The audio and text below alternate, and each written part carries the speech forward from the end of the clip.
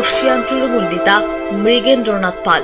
সকলের কাছে তিনি মৃগেন্দা হিসেবেই জনপ্রিয় ছিলেন।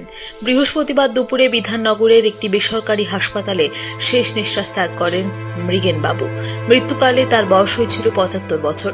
২০১২ ও ২০১৭ এই দুই দফায় তিনি দুর্গাপুর নগর নিগমের নির্বাচিত পুর প্রতিনিধি ছিলেন। তিনি দুর্গাপুর নগর নিগমের চেয়ারম্যান পদেও আসীন ছিলেন।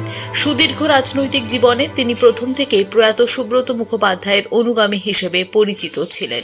তৃণমূলের দলীয় সূত্রে জানা গেছে, কয়েক মাস ধরেই মৃগেন্দ্রনাথ বাবু দুরারোগ্য ক্যান্সারে আক্রান্ত ছিলেন। অত্যন্ত স্পষ্ট বক্তা রাজনৈতিক নেতা হিসেবে তিনি বারবার বিতর্কের কেন্দ্রবিন্দুতে চলে আসতেন।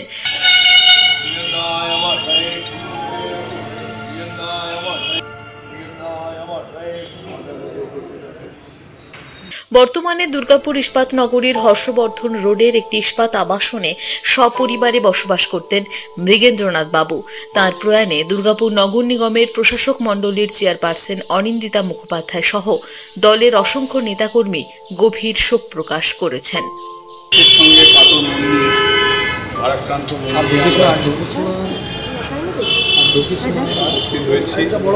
আমাদের সকলের প্রিয় দুর্গাপুর মিউনিসিপ্যাল কর্পোরেশনের চেয়ারম্যান ছেড়ে ইহলোকে গমন করেছেন। আমরা সকলের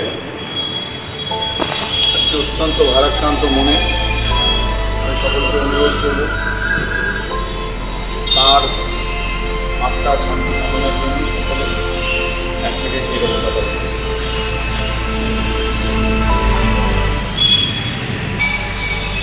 ওম শান্তি। মনের কষ্ট, দুঃসময়ের লোক, কাজকর্ম করেছে ভালো, মানুষের সঙ্গে ব্যবহার ভালোই করেছে, ভালোই ছিল।